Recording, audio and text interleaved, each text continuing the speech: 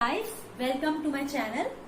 सो last class में हमने क्या पढ़ा था? लास्ट क्लास में हमने बेसिक पढ़ा था वेपर प्रेशर ऑफ लिक्विड। ठीक है, अभी हम उससे आगे बढ़ने वाले हैं। जो पढ़ा था वो सिर्फ बेसिक था। वेपर प्रेशर होता क्या है, फैक्टर्स पे, किन फैक्टर्स पे डिपेंड करता है।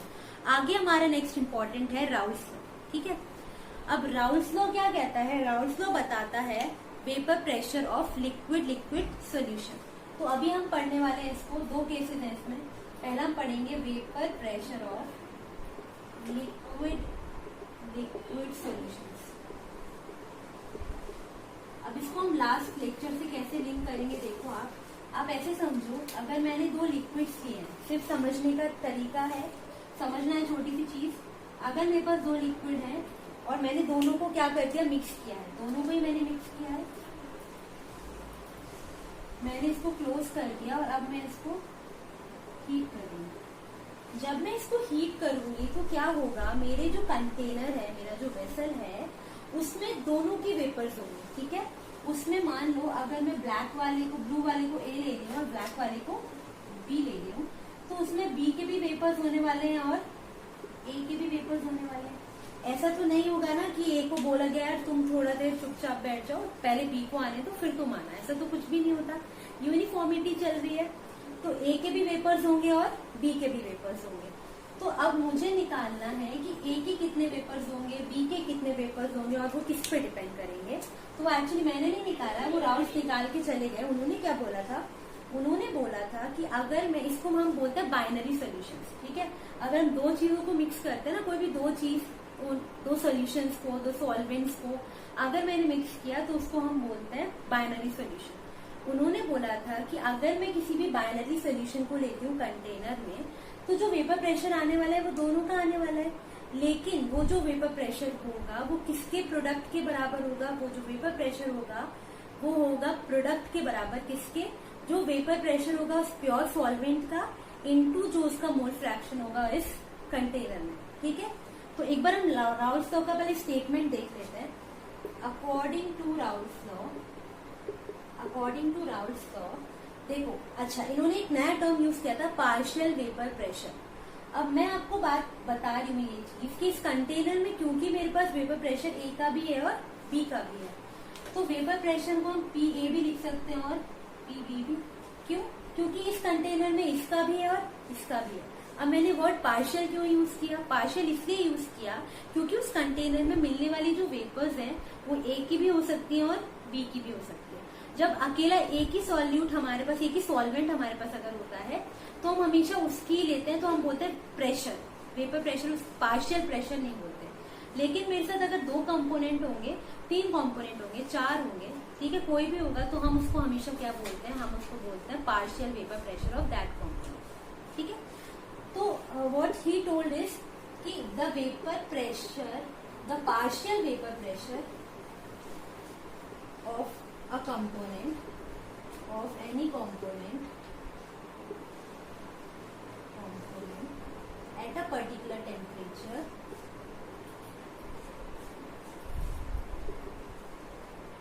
is equal to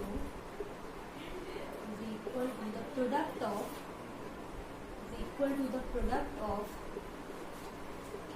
vapor pressure of pure component and its mole fraction तो जो इतना बड़ा हमने स्टेटमेंट लिखा है उसका सिंपल सा लॉजिक सिर्फ इतना सा है कि अगर मुझे भी किसी कंटेनर में किसी पर्टिकुलर ए या बी, कोई भी वेपर सॉल्वेंट है, कोई भी लिक्विड है, उसका मुझे वेपर प्रेशर निकालना है, तो उसका वेपर प्रेशर क्या होगा? अगर मैं पीए की बात करती हूँ तो पीए का वेपर प्रेशर होगा PA is equal to PA not into mole fraction of A. ठीक है, is equal to the product of vapour pressure of pure component and its mole fraction.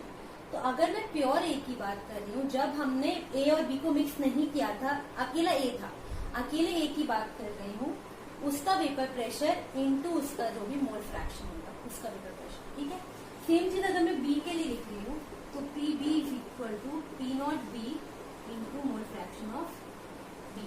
ठीक है, पीए क्या है मेरे लिए?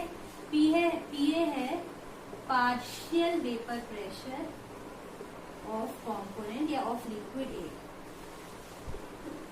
ठीक है, पीबी क्या होगा, पीबी होगा partial vapour pressure of liquid B. PB P आपको पता है क्या है। ठीक है, अब हम बात करते हैं पीए नॉट और पीबी नॉट।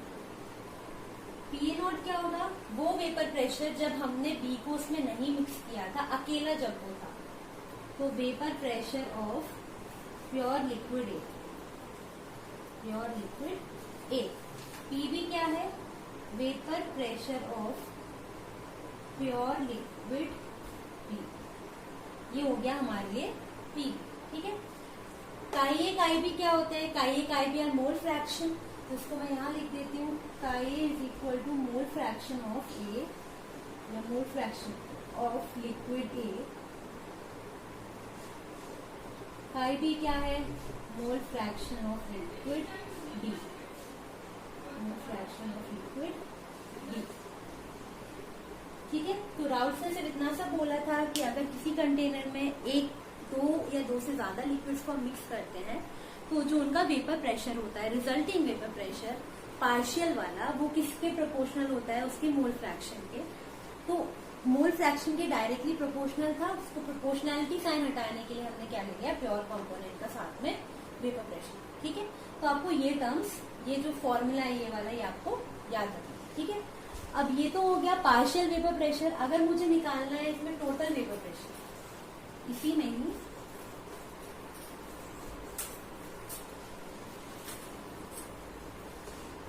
मुझे निकालना है अगर टोटल वेपर प्रेशर, तो अगर मैं बात कर रही हूँ total vapour pressure of the container, total vapour pressure of the container, container में अगर ए और बी मिक्स है, टोटल वेपर प्रेशर निकालना है, तो वो क्या होगा, P is equal to P A plus P. ये कहाँ से आया था, ये टर्म आया था हमारा Dalton's law of partial pressure से।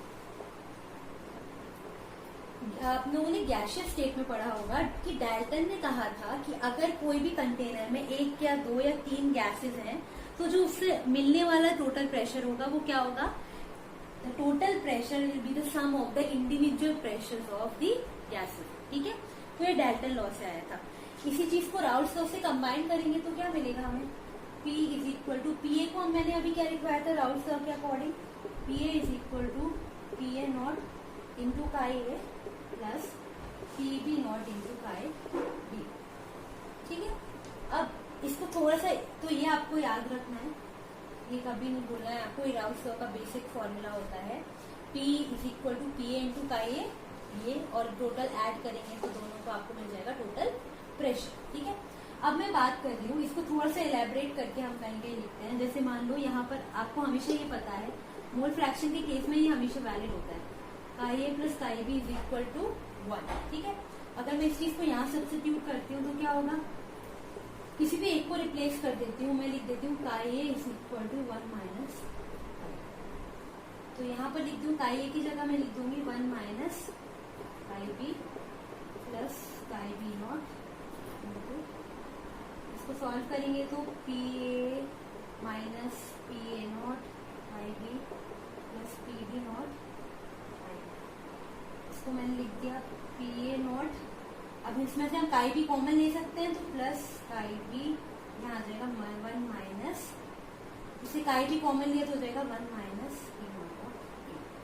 तो ये आ जाता है वेपर प्रेशर का दूसरा फॉर्मूला। ठीक है, तो कभी अगर एक कंपोनेंट का मोल फ्रैक्शन दिया होता है तो हम इसको भी यूज कर लेते हैं, चांसेस कम होते हैं, हमें यूज नहीं करना चाहिए, कोई यूज नहीं होता इसका। अगर सिर्फ इतना देखोगे ना, अब ये फॉर्मूला अगर आपको याद है और बेसिक जो पीए पीबी वाले लिखवाया था राउल्स लॉ का बेसिक स्टेटमेंट अगर आपको याद है, तो कभी भी आपको ये यूज नहीं करना पड़ेगा। ठीक है, यहाँ तक हो गया। आई थिंक आपको यहाँ तक किसी को कोई डाउट नहीं होगा। ठीक है, अब आगे बढ़ते हैं, अब हम देखेंगे ग्राफ ऑफ राउल्स लॉ।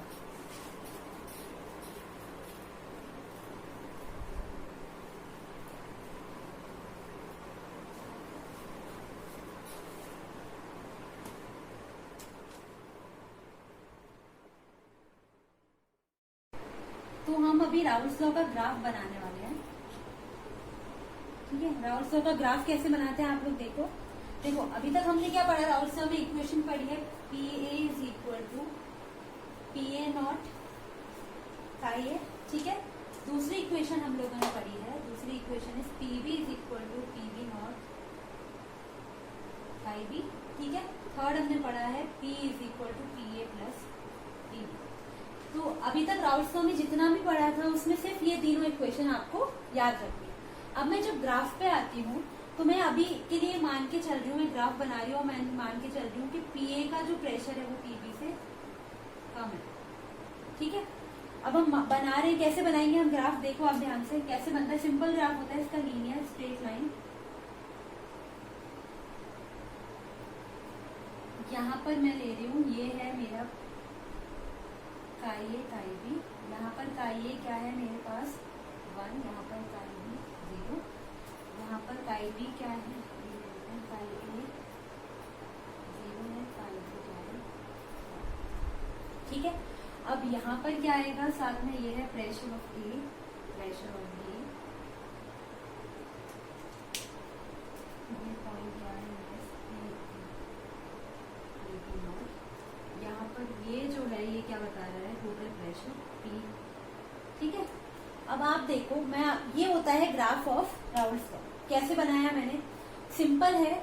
अब इस पे देखो आपकी इक्वेशन क्या होती है, पहली इक्वेशन है, अगर मैं ए की बात कर रही हूँ, पार्शियल प्रेशर ऑफ ए, तो मैं सिर्फ ए वाला ग्राफ देखती हूँ, ठीक है।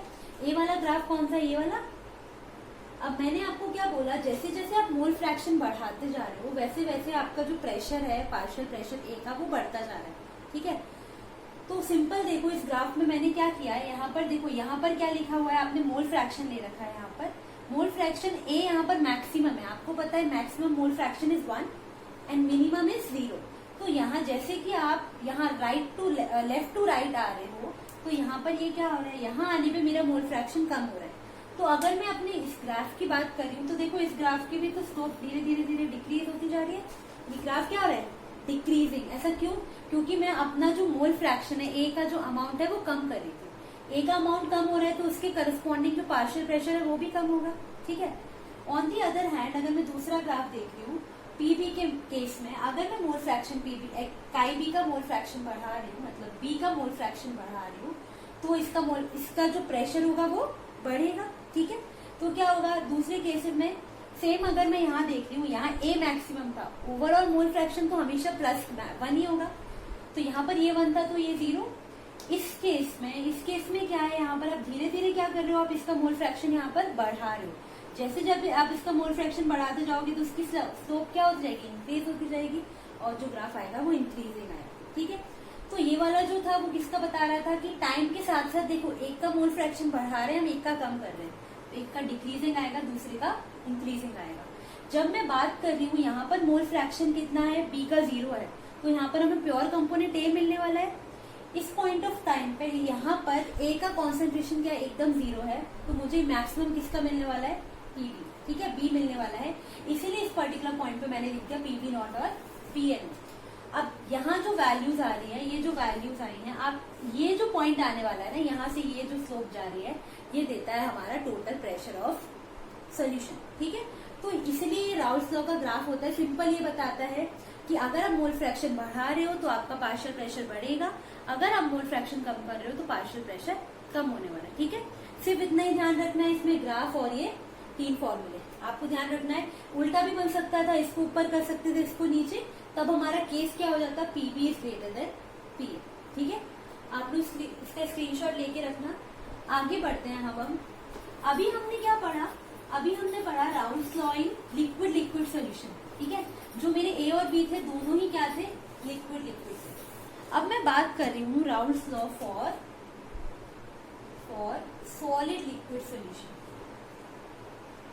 For solid liquid solution. इसका मतलब क्या है, अब पहले क्या था, मैंने पहले राउल्स लॉ का जो आपको डेरिवेशन बताया था, जो हमने अभी किया था थोड़ी देर पहले, ए और बी दोनों लिए थे, ए भी वोलेटाइल था, बी भी वोलेटाइल था, ए की भी वेपर्स आ रही थी, बी की भी आ रही थी। नया केस क्या है, इस केस में मैं क्या लेने वाली हूँ, इस केस में मैं आपके लिए लेने वाली हूँ, मैंने ए और बी अभी भी लिया है। ए मेरे लिए हो गया सॉल्वेंट, बी मेरे लिए हो गया सॉलिड। ठीक है, तो अब अगर मैं ए और बी की बात करूं तो यहाँ पर क्या होगा, हमारे ए क्या है सॉल्वेंट और बी क्या है मेरे लिए सॉलिड। ठीक है, अब मैंने क्या लिया, अब इसमें एक इम्पॉर्टेंट केस है, क्योंकि आपको पता है जो सॉल्यूट होता है सॉलिड क्या होता है नॉन वोलेटाइल, सॉलिड मेल्ट होता है, सॉलिड कभी भी वोलेटाइल इवोपरेट नहीं होता। ठीक है, कुछ सॉलिड्स होते हैं जैसे आपने सुना होगा कैम्फर, वो इवोपरेट हो जाता है क्योंकि उसमें डायरेक्ट सब्लिमेशन होता है। तो हर कोई कंपाउंड सब्लिमेट नहीं होता ना, सब्लिमेशन क्या होता है सॉलिड से वेपर बनना। हम किसकी बात कर रहे हैं, वेपर मतलब लिक्विड से वेपर बनना। ठीक है, तो जनरली हमारे जो सॉल्यूट होगा वो क्या होगा नॉन वोलेटाइल। स्पेलिंग गलत लिख दिया मैंने, नॉन वोलेटाइल। ठीक है, अब मैं आपसे बात कर रही हूँ, अभी तक हमने दोनों लिक्विड लिए थे, अब हम ले रहे हैं एक सॉलिड और एक लिक्विड। अब यहाँ पर क्या होगा, जैसे आपने हीट करना शुरू हुआ ये क्या करेगा वेपराइज होगा। ये वेपर्स किसके होंगे ए के, बी के वेपर्स यहाँ पर यहीं पर रहेंगे, बी वेपराइज नहीं होगा तो बी की कोई भी वेपर्स नहीं होंगी। मतलब अगर मैंने एक ऐसा सोल्यूशन लिया जिसमें मेरा सॉलिड सॉल्यूट है और लिक्विड सॉल्वेंट है, तो उसमें क्या होगा, क्योंकि मेरा जो सॉल्यूट है वो नॉन वोलेटाइल है, उसकी वजह से वेपर प्रेशर कंट्रीब्यूशन नहीं आएगा, इसीलिए मेरे सॉल्यूशन का वेपर प्रेशर हमेशा कम हो जाता है। इसका मतलब सिर्फ इतना सा है कि अगर आप प्योर सॉल्वेंट की बात करते हो और आप प्योर सॉल्यूशन की बात कर रहे हो, सॉल्वेंट और सॉल्यूशन में हमेशा सॉल्वेंट का वेपर प्रेशर सॉल्यूशन के वेपर प्रेशर से ज्यादा होता है। ऐसा क्यों, कि हमेशा ध्यान रखना कि why vapour pressure of solvent is greater than solution. ऐसा क्यों होता है, क्योंकि सॉल्यूशन में मैंने डाला हुआ है non volatile solute. Non volatile की सॉल्यूशन की नॉन वोलेटाइल सॉल्यूट की वेपर्स कभी भी नहीं बनती। अगर उसकी वेपर्स नहीं बनेगी, वेपराइज नहीं होगा, तो वेपर प्रेशर क्या आएगा कम। ठीक है, तो अब राउल्ट्स लॉ को अप्लाई करने की कोशिश करते हैं इसमें। तो राउल्ट्स लॉ को अगर मैंने यहाँ अप्लाई किया तो राउल्ट्स लॉ क्या कहता था मेरे से, मुझे कहता था कि टोटल प्रेशर, अगर मैं बात कर रही हूँ ऐसे समझो, हम पहले लिख लेते हैं, टोटल प्रेशर क्या होगा पीए प्लस पीबी के बराबर। ठीक है, पीए क्या होता है पीए नॉट का ए, पीबी क्या होता है पीबी नॉट का ए। ठीक है, अब मेरे पास मोल फ्रैक्शन तो है बी का, लेकिन प्रॉब्लम क्या है, प्रॉब्लम इज कि जो मेरा प्योर सॉल्वेंट है ना वो सॉल्यूट है, वो सॉल्वेंट है ही नहीं, वो वेपराइज होगा ही नहीं। ठीक है, तो जो प्योर सॉल्वेंट का वेपर प्रेशर है वो क्या होगा 0। ये क्या है vapour pressure of pure solute, क्योंकि मेरा जो सॉल्यूट है वो नॉन वोलेटाइल है, वो वेपराइज नहीं होगा, ये 0 हो जाएगा। मतलब जो टोटल प्रेशर आने वाला है वो क्या आने वाला है सिर्फ इसके बराबर पी ए नॉट का है। ठीक है, तो नॉन वोलेटाइल सॉल्यूट अगर मेरे पास प्रेजेंट है किसी भी सॉल्यूशन में, तो राउल्ट्स लॉ मेरा चेंज होके ऐसा होगा। ठीक है, यहाँ तक किसी को कोई डाउट नहीं है। ठीक है, अब आगे देखते हैं इसी को, इसमें हम थोड़ा सा मॉडिफाइड वर्जन पढ़ने वाले हैं राउल्ट्स लॉ का।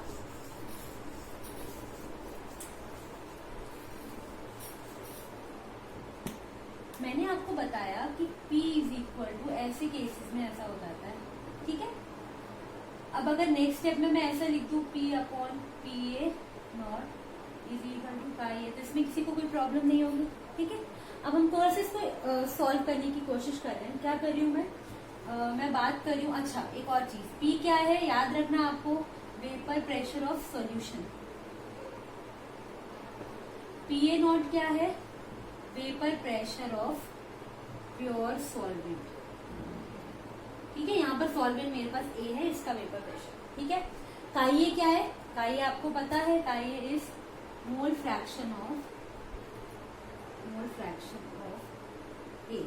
ठीक है, अब अगर मैं इसको थोड़ा मॉडिफाई करने की कोशिश कर रही हूँ, उससे हम निकाल रहे हैं modified version of Raoult's law. क्या कर रहे हैं, दोनों तरफ 1 में से माइनस कर दो।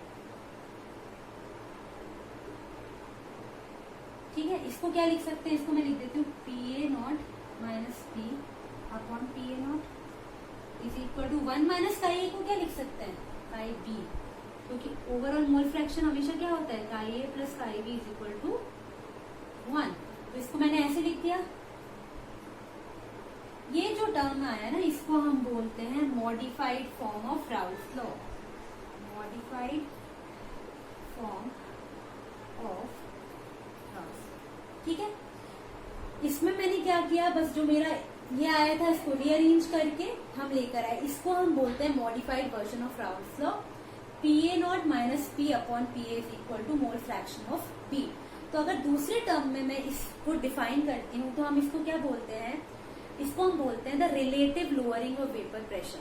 ठीक है, ये जो टर्म आपको दिख रहा है ना, ये PA0 minus P upon PA0, इसको हम बोलते हैं relative lowering of vapour pressure. ये होता है हमारे लिए relative lowering of vapour pressure.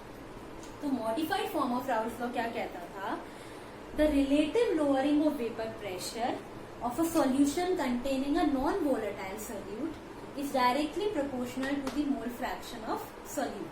क्या बोल रहे थे, द रिलेटिव लोअरिंग ऑफ, जो रिलेटिव लोअरिंग हो रही है मतलब जो वेपर प्रेशर कम हो रहा है, of the relative lowering of vapour pressure containing a non-volatile solute is equal to the vapor pressure of the solute, is equal to the mole fraction of the solute, इसको हम बोलते थे जो Raoul's law का modified form. क्योंकि generally हम जब बात कर रहे थे सब में, क्योंकि जो प्रेशर है वो किसकी वजह से आ रही है, लिक्विड सॉल्वेंट की वजह से।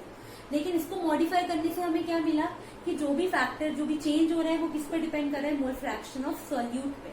ठीक है, तो बाद में हम इसको पढ़ने वाले हैं कि इसी प्रॉपर्टी की वजह से इसको शामिल किया गया कोलिगेटिव प्रॉपर्टीज में। ठीक है, तो यहाँ तक हो गया, ये आपको ध्यान रखना है, ये एक मॉडिफाइड फॉर्म है किसका, राउल्स लॉ का। ठीक है, तो इस यहाँ तक हमने पढ़ लिया Raoult's law of solid in and liquid solution. ठीक है, अगर मैं इसकी बात करूं तो आप लोग इसका स्क्रीनशॉट ले सकते हो।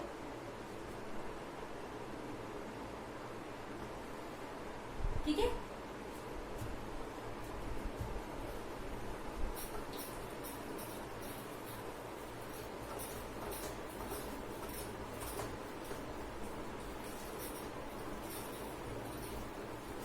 इन शॉर्ट मैंने अभी आपको क्या पढ़ाया, राउल्स लॉ पढ़ाया। राउल्स लॉ के दो केसेस थे, राउल्स लॉ के दो केसेस थे कौन से, एक तो लिक्विड के लिए लिक्विड सॉल्यूशन है और एक है सॉलिड लिक्विड सॉल्यूशन।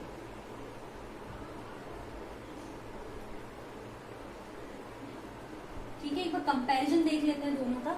क्या था इसमें था PA is equal to PA0 का ये PB is equal to PB not.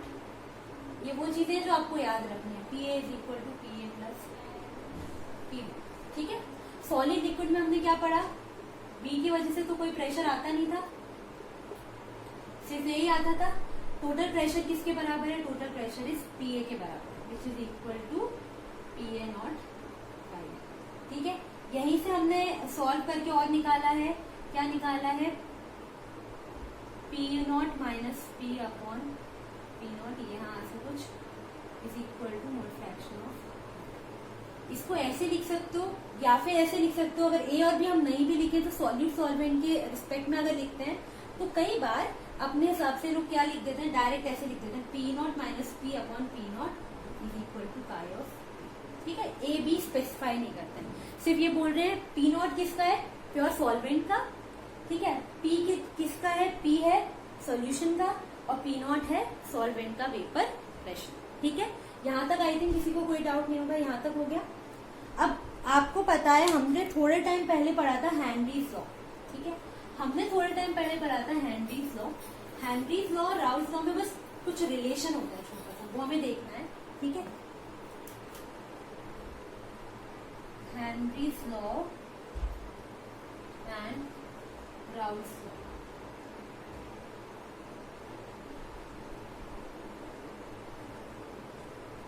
आपको याद होगा हमने पढ़ा था हेनरी लॉ में क्या बोलते थे, जो प्रेशर था वो था KH इंटू मोल फ्रैक्शन, और यहाँ पर अभी हमने देखा जो प्रेशर है वो क्या होता है, प्योर का इंटू इट्स मोल फ्रैक्शन। यही पढ़ा है, ये है हमारा हेनरी लॉ और ये है हमारा राउल्स।